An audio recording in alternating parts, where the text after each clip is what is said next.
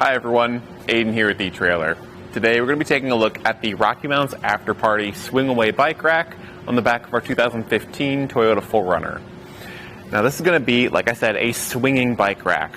What that means is we've got it loaded up like a normal bike rack, but we've got this swing base arm at the bottom. So it does have the ability to tilt away from the vehicle.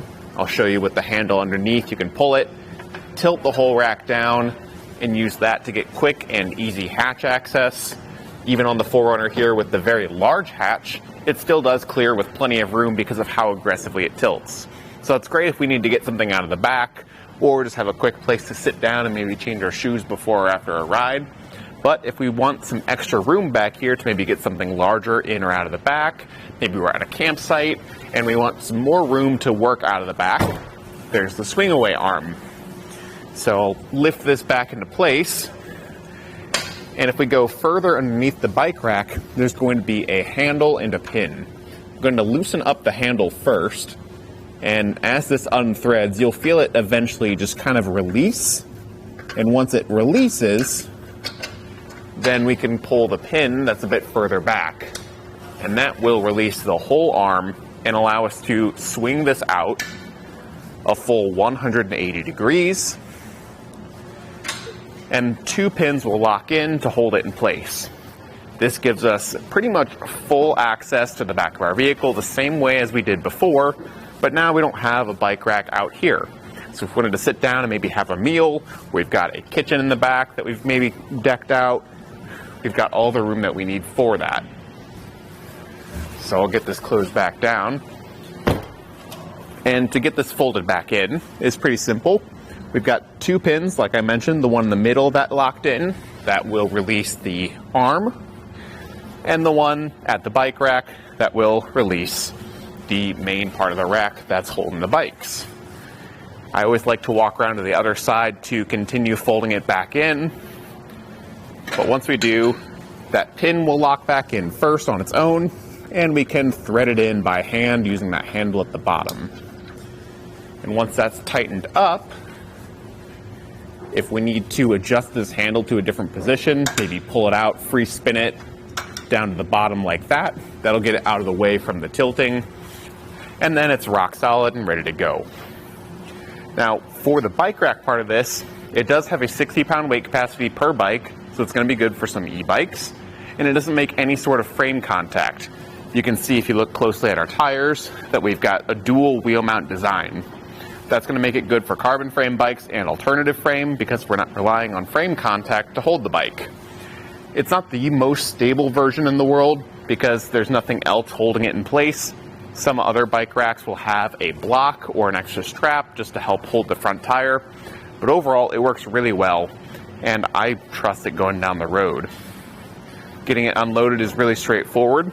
Those arms, all you have to do is flip these blue levers on the outside to release the ratcheting mechanism and push the arms out.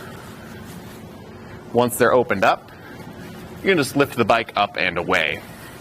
And then the same thing would go for loading it up. You just lift it into place, put those arms down, flip the lever to actually engage the ratcheting mechanism, and that will make sure that they don't back off on their own. So very easy to do. And I like that you can push the arms open as wide as you need to, because a lot of other bike racks like this, they'll kind of stop out at a certain point, and for those longer wheelbase bikes, it's not always enough to comfortably get it in. Now from here, I want to get some measurements, starting off with our ground clearance.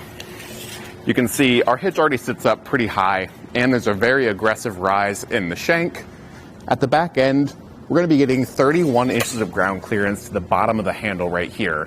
That's pretty insane, so I don't think we'll have any concerns about ground clearance with this because of how high up it comes. That will make loading a bit more difficult if you're maxing out that weight capacity just because you have to lift up so high, so keep that in mind.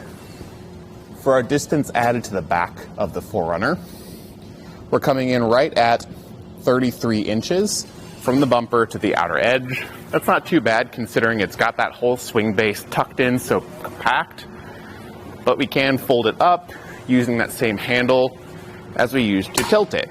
That'll save some space if we want to leave it installed between rides. And in this state, it's only going to be sticking out 17.5 inches to the handle right here. So it does compact it down quite a bit. If we're using this and parking in parking spots, it won't stick out near as much. Just know that in this folded state, it's going to be blocking your license plate and a good majority of your backup camera, if not all of it. You might get a little bit of visibility around here, but it's not going to be much. As for the hitch, it's sitting in our 2" by 2" receiver tube, and it comes with a locking anti-rattle bolt. That keeps it nice and solid in the hitch without any shake or play, and that lock is key-like to a lock up on top of the bike rack. This comes included with a very heavy-duty chain lock that'll lock to this point right here built in, so you don't have to worry about security if you're leaving your bikes unattended. It's not recommended that you drive with the chain, so just keep that in mind. But it's nice that both of those are key-to-like, so it's all under one system. And overall, if you're going to be looking for a bike rack with a swing base, and you want something that's going to work well with the large hatch on the 4Runner and be very sturdy overall, I think the AfterParty is a really solid option. It works well on the 4Runner, and it's going to work with a wide range of bikes. Thanks for watching.